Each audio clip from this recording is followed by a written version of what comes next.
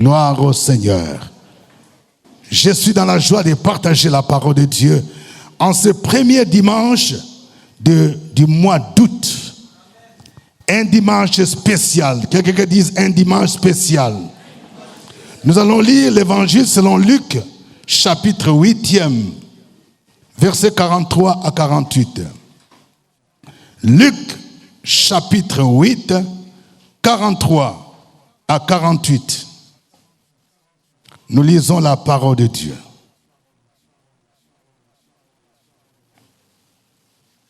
Luc, chapitre 8, 43 à 48.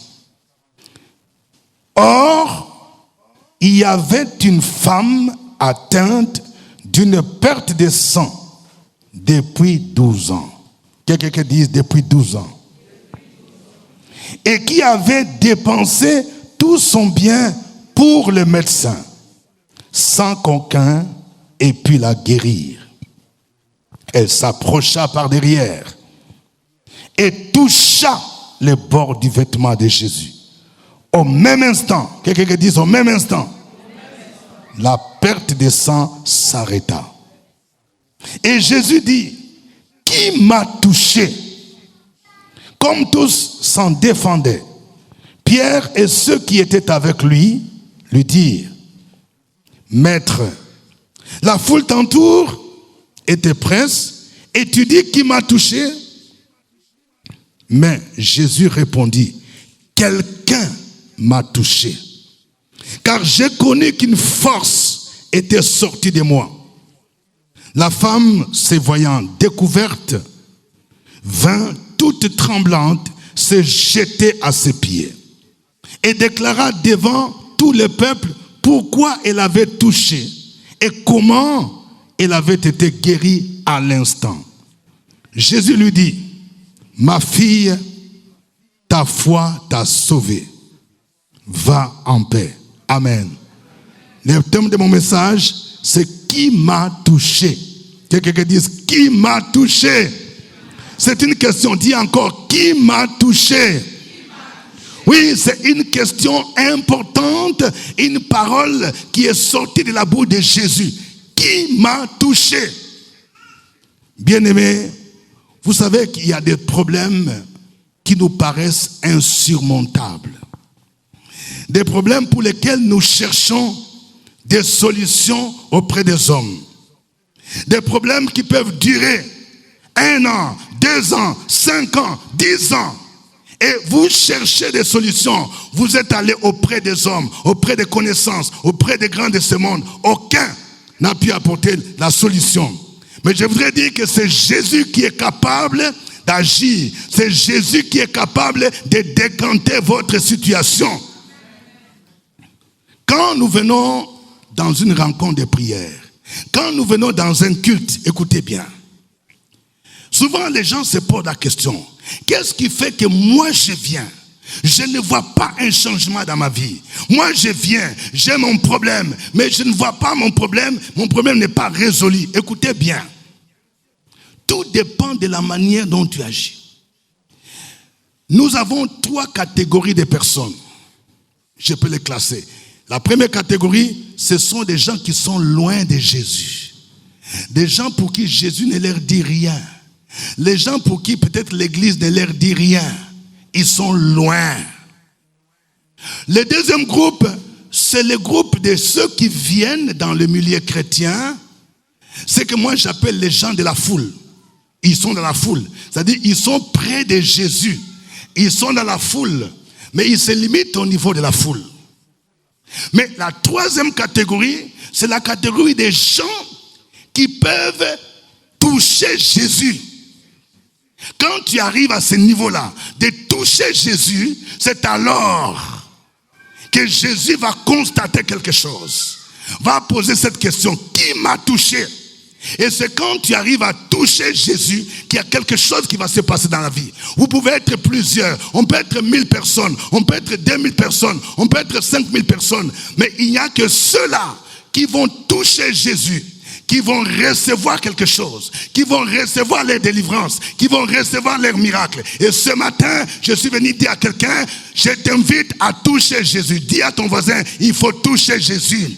Et quand tu vas les toucher, quelque chose va se passer. Ta vie ne va pas rester la même. Et Jésus lui-même va constater que dans ce groupe, à la maison de gloire, il y a quelqu'un qui m'a touché. Amen.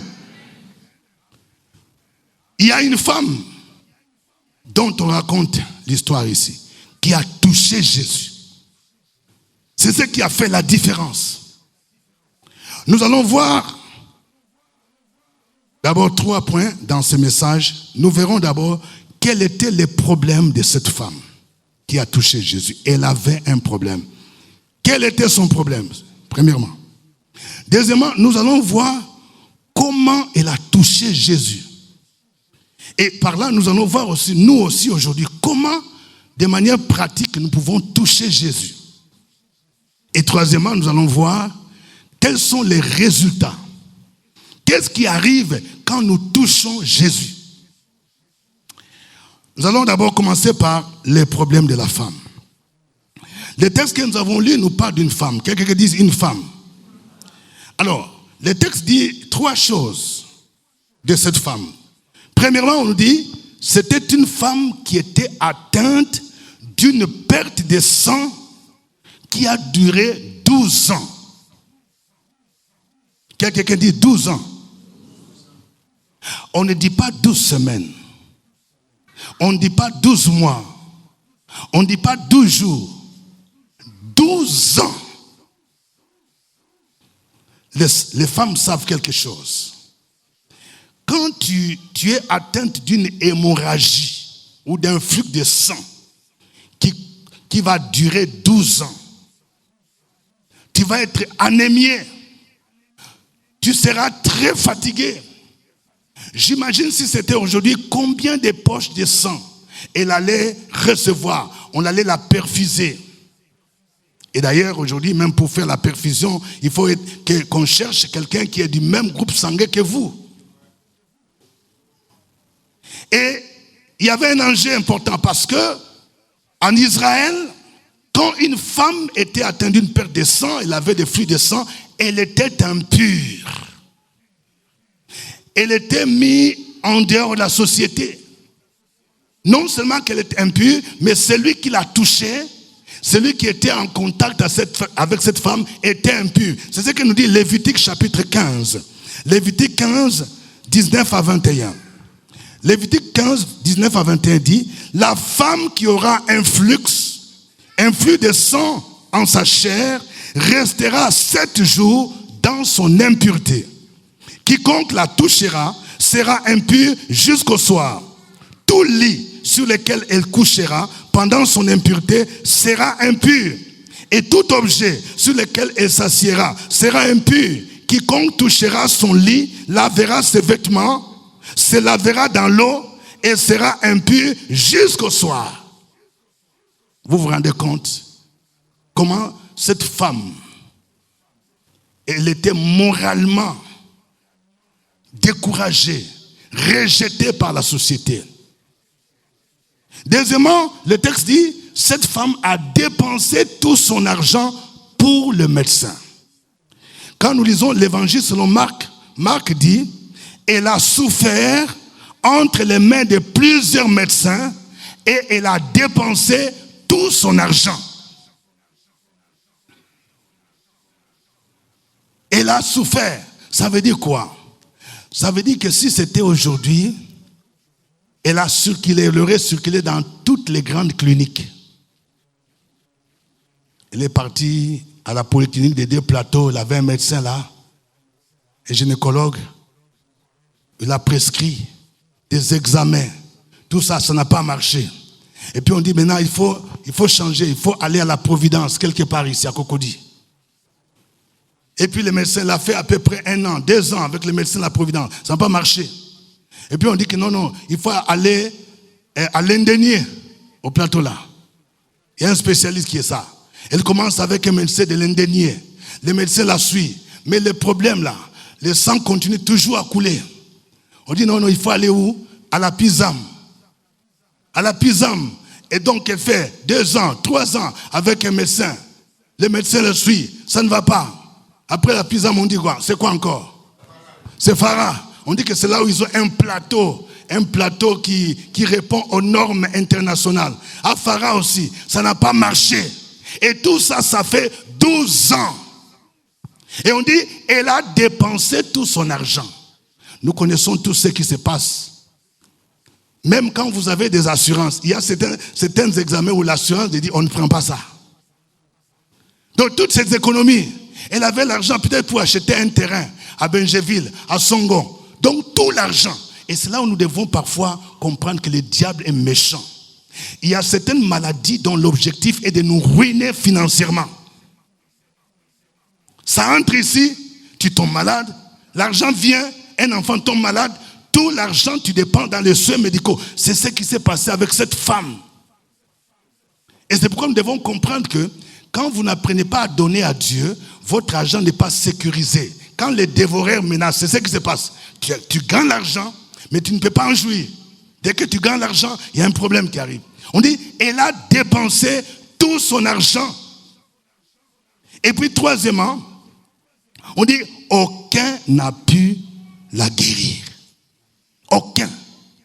Elle n'a pas éprouvé le moindre soulagement. C'est là où nous devons comprendre que la médecine moderne, elle est nécessaire. Nous ne devons pas être extrémistes comme certains pasteurs qui disent que non, si tu vas te faire soigner, tu n'as pas de foi. Non. La médecine, elle est importante. C'est bien de se faire soigner. Mais nous devons reconnaître aussi que les médecins ont des limites. La médecine moderne a des limites. Il y a des situations où tu vas voir les meilleurs médecins, même en dehors du pays. Tu t'en vas en France, tu t'en vas en Suisse, tu t'en vas au Canada. Mais tu vois toujours qu'il y a des limites. C'est là où il faut maintenant rencontrer celui qui est le médecin des médecins. Le spécialiste, lui, il n'a pas besoin de diagnostic. Il n'a pas besoin d'examen. Il n'a pas besoin de radio. Il n'a pas besoin de scanner. Il s'appelle Jésus de Nazareth.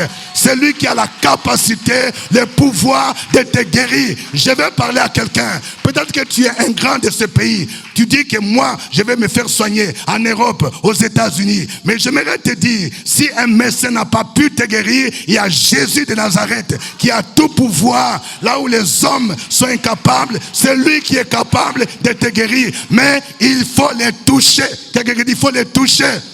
Au point où Jésus va constater, va dire, qui m'a touché? Aucun. Voyons maintenant comment cette femme a pu toucher Jésus pour régler son problème. Le premier pas que cette femme a posé, la Bible nous dit, elle s'approcha. Quelqu'un dit, elle s'approcha. Vous voyez, elle s'approcha par derrière.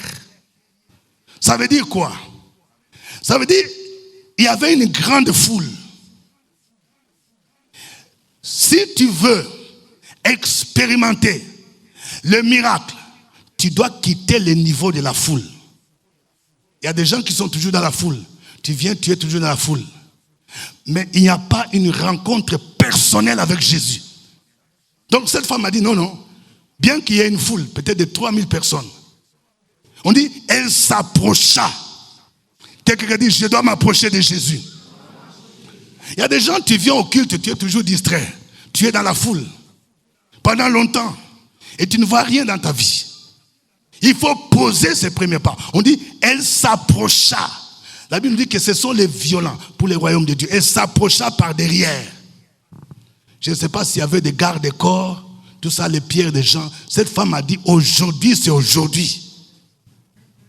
Mais j'aime bien, il y a un détail que l'évangéliste Marc donne. Le même récit. Dans Marc chapitre 5, verset 27, on dit, ayant entendu parler de Jésus, elle vint dans la foule par derrière et toucha son vêtement. Ça veut dire que tout ce qui a déclenché, c'est qu'elle a entendu parler. On dit, elle a entendu parler. Quelqu'un qui dit, elle a entendu parler. Ça veut dire quoi? Ça veut dire qu'elle a été en contact avec plusieurs médecins. Pendant 12 ans, elle n'était pas guérie. Et quelqu'un lui a dit, est-ce que tu as essayé un monsieur qui est exceptionnel? Un monsieur qui est né d'une vierge. un monsieur qui a été conçu du Saint-Esprit, qui a le nom qui est élevé au-dessus de tout nom. Lui, il est le spécialiste de tous les cas impossibles. Il s'appelle Jésus-Christ de Nazareth. Il a été tenté en toutes choses. Il n'a point commis de péché. La Bible déclare que Dieu l'a souverainement élevé, lui a donné le nom qui est au-dessus de tout nom. Devant ce nom, tout genou fléchit dans les cieux, sur la terre et sous la terre. Et toute langue confesse que Jésus-Christ est Seigneur. Quelqu'un lui a parlé de Jésus. Frères et sœurs, il faut que tu entendes parler. La Bible déclare dans Romains 10, 17, la foi vient de quoi? De ce qu'on entend. Et ce qu'on entend vient de quoi? C'est-à-dire que ta foi est proportionnelle à ce que tu entends. Qu'est-ce que tu entends? Il y a des gens du matin au soir, c'est la musique de DJ que tu entends. Quelqu'un qui dit, oh honte. Il y a des gens qui entendent des causeries, des amis, la prostituée de Yopougon, de Songo, c'est ton ami. Celle qui est sortie Miss, on dit c'est mon ami. Et tu causes avec elle, du matin jusqu'au soir. Au lieu d'entendre la parole de Dieu. La Bible nous dit que cette femme-là, quelqu'un lui a parlé de Jésus. Frères et sœurs, la foi commence par là. C'est ce qu'elle a entendu qui a déclenché en elle sa foi. C'est ce qui a fait que cette femme a dit, tel qu'on m'a parlé de ce monsieur qui s'appelle Jésus, moi, je dois m'approcher de lui. C'est le premier pas. On dit, il s'approcha. Quelqu'un dit, elle s'approcha. On dit, elle s'approcha par derrière. La Bible dit, approchez-vous avec assurance du trône de la grâce pour obtenir miséricorde, être secouru dans vos besoins. Je ne sais pas quel est ton problème ce matin. Quel est le problème que tu traînes depuis des années? Approche-toi de Jésus. Dis à ton voisin, approche-toi de Jésus. Deuxième chose, la Bible nous dit, elle a touché les bords du vêtement de Jésus. Quelqu'un qui dit, elle a touché. Donc, elle ne s'est pas arrêtée seulement au niveau de s'approcher. Elle est entrée dans une dimension, dit, je dois toucher les bords des vêtements. On dit, elle a touché. Frères et sœurs, il faut toucher Jésus. Dis à ton voisin, il faut toucher Jésus. Comment on peut toucher Jésus? Il y a 3 choses qu'on peut faire pour toucher Jésus. Aujourd'hui, Jésus, on ne le voit pas physiquement. Tu peux le toucher spirituellement, tel que nous sommes là. Il est là. Dis à ton voisin, il faut toucher Jésus. La première manière dont nous pouvons toucher Jésus, c'est par la foi. Quelqu'un qui dit par la foi. Oui. C'est par la foi que nous pouvons toucher Jésus. Vous savez, quand on parle de la foi, il y a plusieurs dimensions de la foi. La première dimension de la foi, c'est ce qu'on appelle la foi qui sauve. Pour être sauvé, nous avons besoin de recevoir Jésus, de croire en son nom. La Bible dit à tous ceux qui l'ont reçu, à ceux qui croient en son nom, elle a donné le pouvoir de devenir enfants de Dieu. Ça, c'est le premier niveau. Je crois en Jésus comme Seigneur et Sauveur.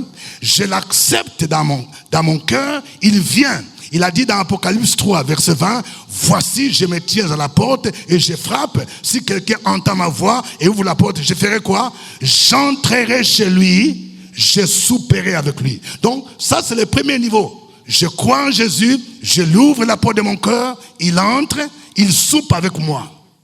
Vous voyez, c'est le premier niveau. Mais le deuxième niveau de la foi, c'est ce qu'on appelle la foi confiance. Quelqu'un qui dit la foi confiance. Oui.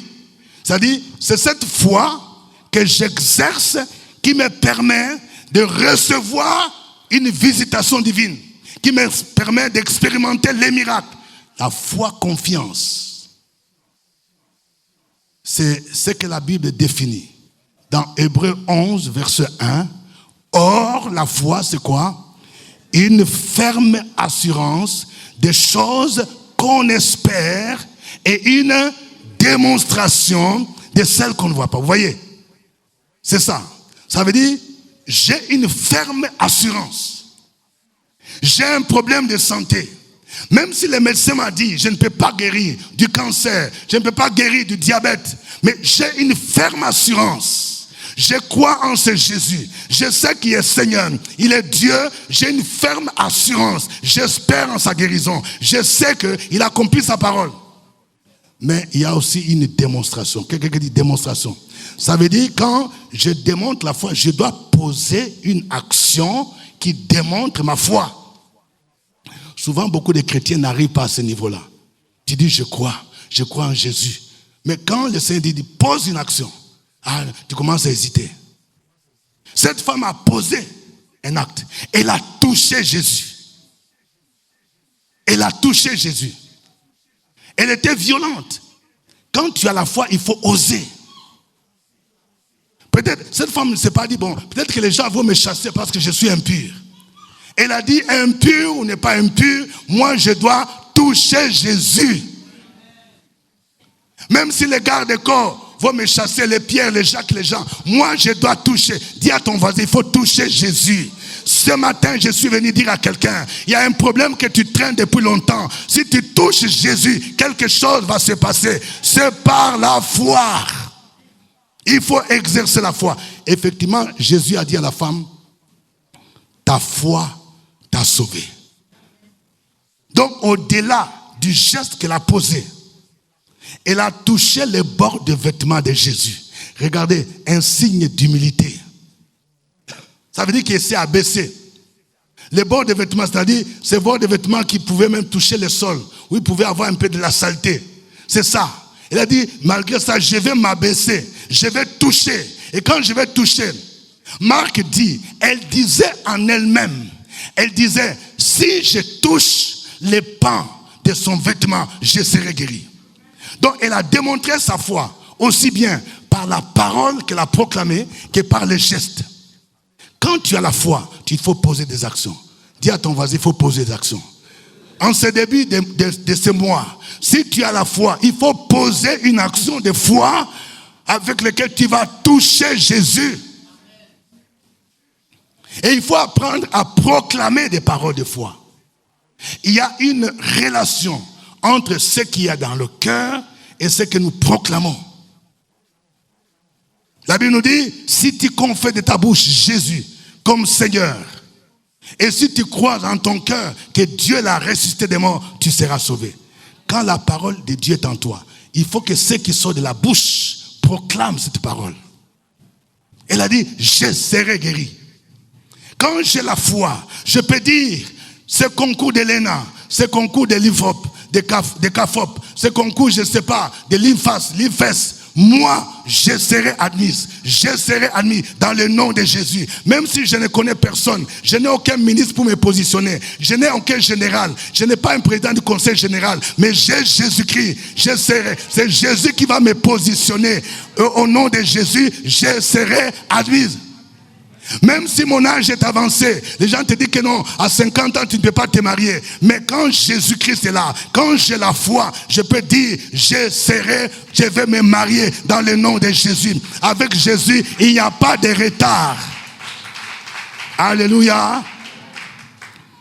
Donc, elle a touché. Donc, nous pouvons toucher Jésus par la foi. Deuxièmement, nous pouvons toucher Jésus par la prière. Quelqu'un dit la prière. Oui, la prière, c'est le moyen dont nous disposons pour entrer dans la présence de Dieu. Il faut que tu apprennes à prier. Quand tu as un problème, quand tu as une difficulté, par la prière, tu peux toucher Jésus. Mais vous savez, quand nous prions, je vais donner l'image du tabernacle. Vous savez, les enfants d'Israël allaient rencontrer Dieu dans le tabernacle. Le tabernacle était cette tente que Dieu a demandé à Moïse de construire. Le tabernacle avait les trois parties. Il y avait les parvis, il y avait les lieux saints, et quoi encore? Les lieux très saints. Alors, au niveau de la première partie, c'est tous les enfants d'Israël, n'importe qui pouvait venir, parce qu'il y avait l'autel d'airain. C'est là où on venait offrir des sacrifices. On venait pour demander pardon, on venait pour adorer, on venait offrir des holocaustes. Ça, les gens s'approchaient de Dieu. Il y a des gens qui restaient au niveau du parvis. Mais la deuxième partie, le lieu saint, il n'y avait que les sacrificateurs qui pouvaient entrer. C'était un deuxième niveau pour s'approcher de Dieu. Qu'est-ce qu'il y avait là? Il y avait la table de pain de proposition que seuls les sacrificateurs pouvaient manger.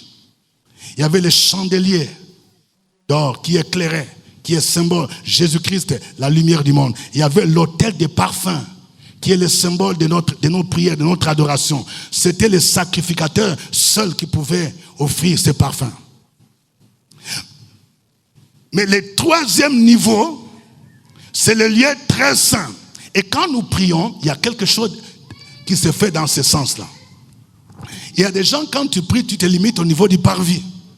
C'est-à-dire, tu n'entres pas en profondeur. Tu es juste au niveau du parvis. Tu es distrait. Il y a des gens même, pendant qu'ils prient, pendant que tu es en train de prier, il y a une mouche, ou bien le moustique qui est en train de passer. Tu vois, Seigneur, je te bénis. Pendant que tu pries, tu es en train de regarder le mondial. Jamal, vraiment, que Messi, il a raté encore. Seigneur, je te bénis. Quelqu'un dit, soyons sérieux. Donc, il y a des gens qui sont au niveau du parvis. C'est-à-dire, ta prière là n'est pas vraiment profonde. Mais il y a des gens, quand on prie, on entre maintenant dans le lieu saint. Deuxième partie. Mais il faut maintenant entrer dans la troisième partie, dans le lieu très saint. Là, c'est seuls les souverains sacrificateurs qui pouvaient y entrer. C'est là il y avait l'arche de l'alliance. Il y a cette image-là dans la prière. Quand tu entres dans le lieu très saint, c'est là où tu peux toucher Jésus. Ça veut dire que tu pries de manière sincère, de manière profonde, sans hypocrisie. Frères et sœurs, je vais dire à quelqu'un, ce matin, si ta prière souvent n'est pas exaucée, parce que tu pries avec hypocrisie, avec jalousie, tu ne peux pas toucher Jésus lorsque tes dispositions ne sont pas sincères. Tu ne peux pas entrer dans le lieu très saint. Donc, par la prière, nous pouvons toucher Jésus. Une prière sincère, faite sans hypocrisie, tu peux toucher Jésus. Comment pouvons-nous toucher Jésus? Troisièmement, nous pouvons le toucher par notre offrande. Quelqu'un dise notre offrande. Oui, il y a des secrets dans la Bible que nous devons savoir appliquer. L'offrande peut aussi toucher Jésus. Surtout si c'est une offrande de qualité. Nous avons l'histoire d'une femme pécheresse. Quand vous lisez Marc chapitre 7, versets 44-47, la Bible nous dit que cette femme-là, elle était une femme pécheresse. Mais elle avait besoin d'obtenir le pardon. Cette femme a tout fait pour toucher Jésus. Mais qu'est-ce qu'elle a fait? Je vais lire le texte. Puis, donc cette femme est venue, on dit, elle a versé le parfum, elle a mouillé les pieds de Jésus. Dis à ton voisin, il faut mouiller les pieds de Jésus. C'est pas ton offrande. Il y a des gens, tu veux voir le déblocage. Tu veux voir que le Seigneur bénit ton entreprise. Tu veux avoir le travail, tu veux avoir le mariage. Mais qu'est-ce que tu fais pour mouiller les pieds de Jésus? On dit, elle a pris un parfum de grand prix. Elle a cassé. Elle a mouillé, elle a touché Jésus. Celui qui l'avait reçu, un certain Simon a dit non, mais c'est pas possible. Si cet homme savait qui était cette femme-là, il ne pouvait même pas accepter qu'il puisse la toucher. Écoutez ce que Jésus dit, Marc 7, 44-47. Puis il se tourna vers la femme, il dit à Simon, Marc 7, 44-47. Puis il se tourna vers cette femme, il dit à Simon, vois-tu cette femme?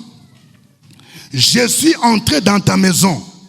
Tu ne m'as point donné d'eau pour laver mes pieds. Mais elle les a mouillés de ses larmes. Elle les a essuyés avec ses cheveux. Tu ne m'as point donné de baisers. Mais elle, depuis que je suis entré, elle n'a point cessé de me baiser les pieds. tu ne m'as point versé l'huile sur ma tête, mais elle a versé du parfum sur mes pieds. Demande à ton voisin, c'est quel parfum avec lequel tu mouilles la tête de Jésus? C'est parfum d'Adjamé, là, de 5 enfants. Ce n'était pas ça, hein? C'était un parfum, lisez bien, un parfum de grand prix. On dit, Jésus dit, elle a versé du parfum sur mes pieds. Elle a dit, mais ce parfum, même si ça coûte, mais celui-là, il mérite. Il est le Dieu véritable. Moi, je vais verser ce parfum pour toucher ses pieds. Frères et sœurs, apprenons à donner des offrandes de qualité. Par ton offrande, tu peux toucher Jésus. Et Jésus dit, c'est pourquoi je te l'ai dit, ces nombreux péchés ont été pardonnés. Car elle a beaucoup aimé. Mais celui à qui l'on pardonne, peu aime peu. Il dit à la femme, tes péchés te sont pardonnés. Amen. Cette femme a touché Jésus. Pour terminer, notre troisième point, qu'est-ce qui se passe lorsque nous touchons Jésus? Quels sont les résultats qui s'en suivent? Nous allons voir 3 choses aussi. Premièrement, il y a une force qui sort de Jésus. Oh, j'aime ça. Quelqu'un dit une force. La Bible dit au verset 46, mais Jésus répondit, quelqu'un m'a touché, car j'ai connu qu'une force était sortie de moi. Quand Jésus a posé la question, qui m'a touché? Ça veut dire, les gestes que la femme a posés, quand il a touché Jésus, Jésus a senti en lui-même qu'il y a quelque chose qui est sorti de lui. C'est pourquoi il a posé cette question. Qui m'a touché? Frères et sœurs, il faut que ce matin, Jésus pose cette question. Qui m'a touché? Il n'a pas dit qui sont ceux qui m'ont touché. C'est-à-dire c'est un individu. C'est personnel. Si réellement tu es déterminé d'appliquer ces choses, ce matin, tu vas vivre quelque chose. Jésus a senti. Il faut que tu puisses faire sentir Jésus. Que vraiment, il y a quelqu'un qui m'a touché. Il a dit, qui m'a touché? Parce que j'ai senti qu'une force. Quelqu'un dit une force. Le mot grec qui est traduit par force ici, c'est dunamis. Quelqu'un dit dunamis. Dunamis, ça veut dire la force ou la puissance. La dunamis, c'est le même mot qui est utilisé dans Acte 1, verset 8, qui dit, vous recevrez une puissance, le Saint-Esprit surviendra sur vous. C'est la dunamis. Ça veut dire quoi? Quand tu touches Jésus, il libère son onction. Et ce matin, je suis en train de dire à quelqu'un, si tu touches Jésus, il va libérer son onction pour ta guérison. Il va libérer ton onction pour ta délivrance. Il va libérer son onction pour que ton mariage soit possible, pour que ton embauche soit possible. C'est la dunamis. Quelqu'un qui dit la dunamis. Quand tu touches Jésus, il y a une dunamis. Les gens dans le monde occulte parlent de l'énergie. Ils dégagent l'énergie. En réalité, ils s'inspirent de la Bible, tout simplement. Parce que le mot, sur le plan étymologique, c'est le dunamis. C'est la racine grecque qui a donné en français le terme dynamique, dynamo et dynamite. Vous connaissez ce qu'on appelle dynamo? Dynamo, c'est une machine électrique qui transforme l'énergie mécanique à l'énergie électrique. C'est dynamo. C'est le dunamus. C'est-à-dire qu'il y a un dégagement de l'énergie. Et dynamite, c'est un explosif qui est puissant. C'est avec la dynamite qu'on explose par exemple les rochers. Dans les BTP, ceux qui sont dans les BTP, c'est la dynamite. Quand on veut par exemple écrouler un immeuble, donc on met la dynamite, ça fait sauter. Ceux qui sont dans les carrières minières, c'est la dynamite qui fait sauter des roches. Donc, c'est ça, on dit, quand cette femme a touché Jésus, donc, elle a dynamité. Alléluia. Qui veut dynamiter Jésus ce matin? C'est-à-dire qu'il y a une force il y a une puissance qui va sortir. Il y a une onction qui sort. Tu ne peux pas rester au même niveau. Si ton problème ne change pas parce que tu n'es pas arrivé à ce niveau de toucher Jésus au point où la dunamis sort, son onction sort, tu dégages. Tout dépend donc de ce que tu fais. Et Jésus dit, quelqu'un m'a touché. Ce matin, il faut que Jésus pose la question, qui m'a touché? Donc il y a des dimanches où on est là, personne ne touche Jésus. Vous venez, et Jésus ne peut pas poser cette question, qui m'a touché? Il dit que tout le monde est resté au niveau de la foule. Mais aujourd'hui, il faut que Jésus dise, mais qui m'a touché? Dans quelle famille de maison de gloire? Quelqu'un m'a touché. Quelqu'un qui dit, c'est moi. C'est quelqu'un doit être moi. Quelqu'un qui dit, c'est moi. Mais qu'est-ce que tu fais pour les toucher? Une force est sortie. Deuxièmement, la Bible dit qu'au même instant, oh my God, au même instant, la perte s'arrêta. Quand tu touches Jésus, il y a quelque chose qui peut se faire au même instant. Quelqu'un dit au même instant. On dit au même instant, la perte de sang s'arrêta. Quand tu touches Jésus, il y a quelque chose qui va s'arrêter. Quand tu touches Jésus, il y a une maladie qui a duré, qui va cesser, qui va s'arrêter. Quand tu touches Jésus, ton chômage peut s'arrêter.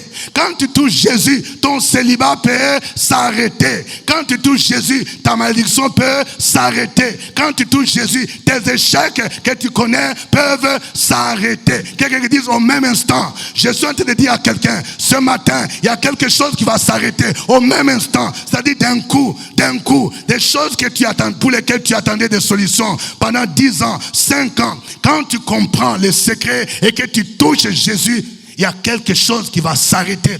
Parce qu'il y a une puissance qui va sortir. Il y a une onction qui va sortir, qui va faire arrêter ton mal.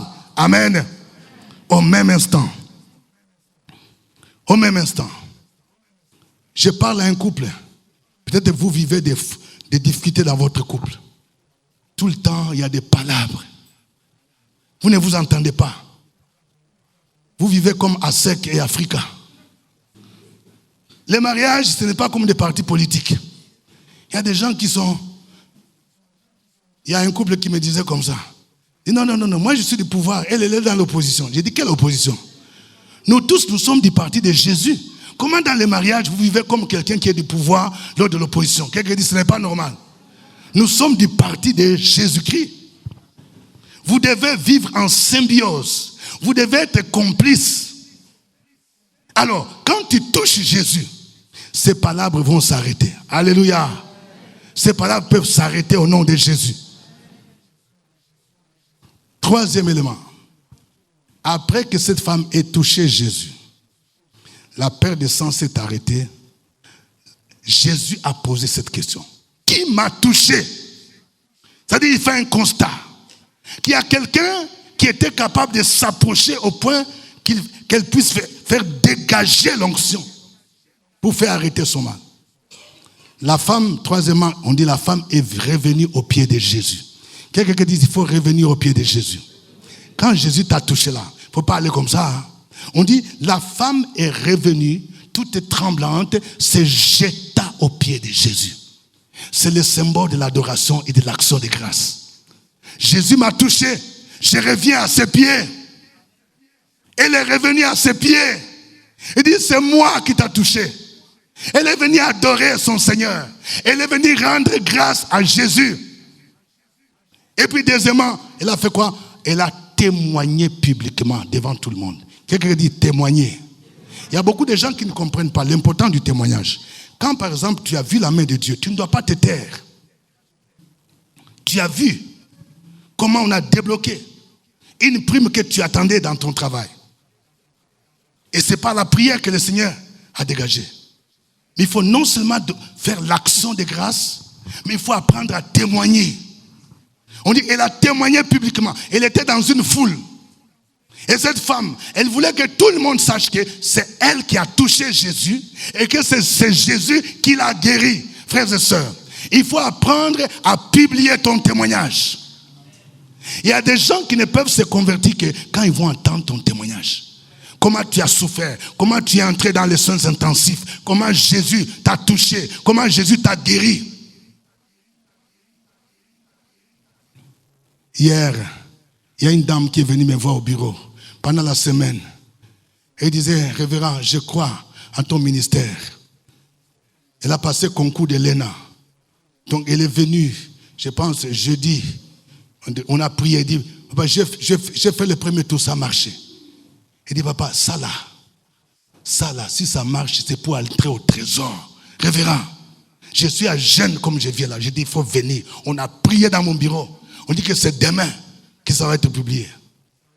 Et puis vers 17h, elle dit, papa, ça a marché, oh, papa, ça a marché. C'est trésor.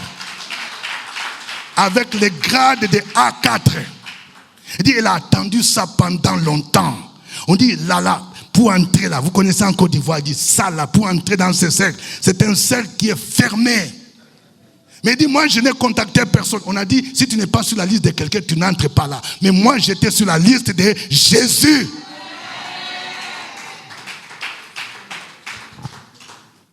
Et elle est revenue et dit, je vais rendre mon témoignage. Puis pour publier, pour que tout le monde sache. Il dit, les gens, quelqu'un va lui demander, comment tu as fait pour arriver là-bas? Tu as un ministre qui t'a recommandé? Il dit, non, c'est Jésus. Oui, c'est possible, c'est vrai, nous connaissons comment les choses évoluent en Côte d'Ivoire. Mais quand tu arrives au niveau de toucher Jésus, ton cas sera exceptionnel. La Bible dit, de la poussière, il retire les pauvres. Du fumier, il relève l'indigent pour les faire asseoir avec les grands de ce monde. Je suis en train de dire à quelqu'un, là où tu peux arriver là où personne ne peut te positionner, si tu touches Jésus, il est capable de te positionner. Et quand il te positionne, tu ne dois pas rester muet, il faut rendre gloire, il faut faire action de grâce, il faut publier les témoignages pour que tout le monde sache qu'il y a un Dieu qui élève. L'élévation ne vient ni de l'Orient ni de l'Occident, mais c'est Jésus qui élève. Il faut revenir à ses pieds pour rendre gloire au Seigneur. Frères et sœurs, ce matin, il faut que tu sois celui-là qui va toucher Jésus. Il faut que Jésus constate qu'il y a quelqu'un ce matin qui l'a touché. Sa puissance est là, disponible pour libérer des bénédictions, pour libérer l'argent, pour libérer les visas, pour libérer les mariages, pour libérer la promotion. Mais il y a seulement celui-là qui peut le toucher. Pour qui Jésus va poser la question, qui m'a touché? Il faut que ce soit toi ce matin. Ma prière est que réellement, pendant que nous allons prier, quelqu'un puisse entrer dans la profondeur pour toucher Jésus. Tu peux le toucher par la foi. Tu peux le toucher par la prière. Tu peux le toucher aussi par ton offrande. Que Dieu vous bénisse. Que Dieu vous bénisse. On va prier le Seigneur. On va se lever. On va te lever. Je voudrais que nous puissions passer un temps de prière. Que chacun de vous soit concentré pour commencer à prier le Seigneur. Tu vas oublier qu'il y a quelqu'un qui est à côté de toi. Parce que tu veux toucher Jésus ce matin. Il y a quelque chose qui va se passer ce matin. Tu dois quitter du côté de la foule. Parce que tu veux toucher Jésus. Il est le Dieu véritable. Il est le Dieu. Nous allons dire, je reconnais que tu peux tout. Et que rien n'est impossible à toi. Tu reconnais qu'il est le Dieu de grâce. Lève la main, commence à prier. Commence à prier. Bénis le Seigneur pour cette parole. Parce qu'elle est sortie pour que toi ce matin, tu puisses expérimenter quelque chose de spécial. Alléluia, alléluia. Merci Seigneur, merci Seigneur. Gloire à toi Jésus. Gloire à toi Seigneur. Gloire à toi Seigneur. Gloire à toi Jésus. Gloire à toi Seigneur. Merci Seigneur. Alléluia, alléluia. Alléluia. Alléluia. Le Seigneur veut manifester sa gloire ce matin. Alléluia. Merci Seigneur. Gloire à toi Jésus. Alléluia. Alléluia. Merci Seigneur. Merci, gloire à toi Jésus. Tu es l'incomparable. Merci Seigneur. Alléluia. Merci Seigneur. Alléluia. Parle à ton Dieu. Parle à ton Dieu. Il est là Jésus. Merci Seigneur. Je reconnais. Alléluia. Que tu peux tout. Et que rien ne t'est impossible.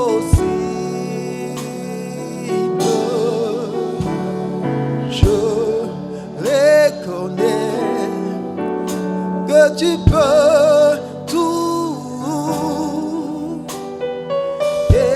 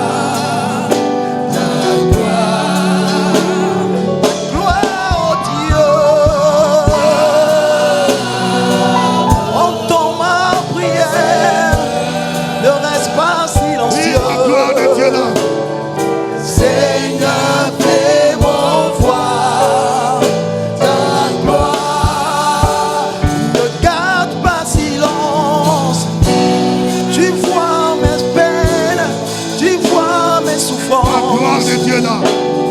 Seigneur, fais-moi voir ta gloire. Alléluia. Parle à ton Dieu, parle à ton Dieu. Quel est ton problème?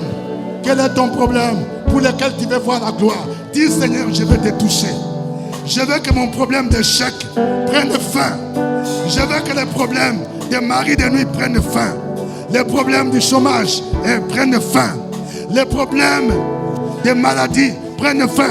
Quelque chose va se passer dans ta vie. Au même instant, il y a une puissance qui va sortir.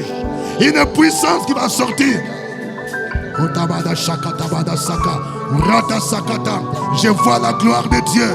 Jésus est en train de passer. Je vois la gloire de Dieu. Je vois la puissance de Dieu. Jésus est là. Il faut le toucher. Il faut le toucher. Il faut le toucher. Il faut le toucher. Ton problème peut s'arrêter au même instant. Au même instant. Tu reçois la guérison. Tu reçois ta délivrance. Jésus n'a pas changé. Il est le même. Hier, aujourd'hui, éternellement. Otamanashiki. Ratasakata manashi. Bidi Santa.